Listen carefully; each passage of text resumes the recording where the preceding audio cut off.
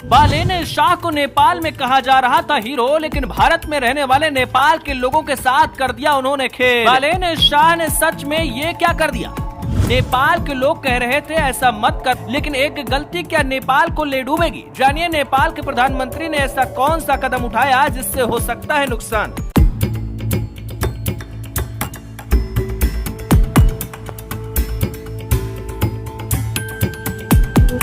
बालेन शाह को नेपाल के लोग एक हीरो के तौर पर देख रहे थे और उन्होंने जिस तरीके के फैसले लिए वो कोई हीरो ही ले सकता है। भ्रष्टाचार पर चोट, अपराधियों के ऊपर बुलडोजर और जो नेता गलत कर रहे थे उनके खिलाफ जांच, ये सारा काम बालेन शाह ने अपने कार्यकाल के शुरुआत में ही कर दिया। 1 महीने के अंदर उन्होंने नेपाल को हिलाने का काम किया और माना जा रहा था कि आने वाले वक्त में नेपाल के लिए सबसे बड़ी बात होने वाली है। लेकिन अब इसी बीच बालेन शाह ने जो कुछ किया है उसके बाद कहा जा रहा है कि भारत और नेपाल के बीच तनाव बढ़ सकता है और इसकी वजह से भारत में रहने वाले नेपाल के लोगों की मुश्किल भी बढ़ सकती है। क्या कुछ हुआ है, क्या कुछ कहानी है, क्यों कहा जा रहा है, चलिए आपको हम सब कुछ बताते हैं। दरअसल देखा जाता था पहले कि जब कोई नया प्रधानमंत्री नेपाल में बनता था तो वो बिना देरी किए भारत के दौरे पर आता था। यहां पर उम्मीद यही थी कि बालेन शाह भी भारत के दौरे पे आएंगे। पहले उनकी तरफ से कुछ शर्तें भी भारत को बताई गई थी। भारत ने उन शर्तों पर काम शुरू किया क्योंकि भारत भी नेपाल के साथ अच्छे रिश्ते की ही उम्मीद कर रहा है,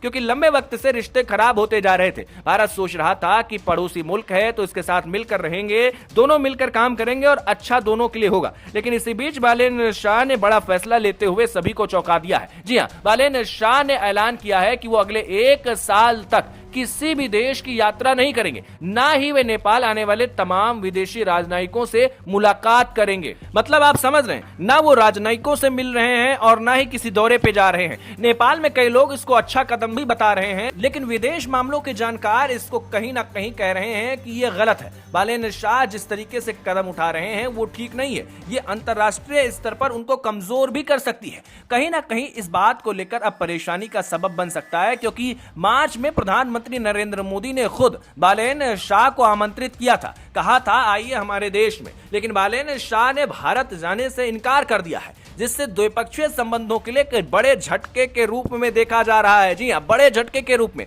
मानिए व्यापार के अगर नजर से देखेंगे तो नेपाल और भारत का अच्छा खासा व्यापार है, लेकिन जिस तरीके का माहौल अब बन रहा है, जिस तरीके से भारत और नेपाल के बीच तनाव की खाई बड़ी हो रही है, वो कहीं ना कहीं नेपाल के लोगों के लिए और नेपाल के जो लोग भारत में रह रहे हैं, यहाँ काम धंधा कर रहे हैं, उनके लिए भी मुश्किल वाली बात होगी। यहाँ के लोगों को लगा था जो नेपाली हैं कि चलो बालेन शाह आए हैं तो रिश्ते ठीक होंगे तो इसका फायदा होगा। लेकिन बालेन शाह का फैसला कि मैं कहीं नहीं जाने वाला और ना ही मैं कहीं किसी देश के दौरे पर जाऊंगा, राजनयिकों से ना मिलूंगा, ये दिखा रहा है कि कहीं ना कहीं उनके दिमाग में कुछ और बात चल रही है। लेकिन विदेश मामलों के जानकार कह रहे हैं कि ये नेपाल के लिए ठीक नहीं है। खासकर भारत से जिस तरीके से मुलाकात की बात चल रही थी, भारत में उनको आना था, अगर वो भारत नहीं आएंगे तो कहीं ना कहीं इससे दिक्कत और ज्यादा बढ़ेगी।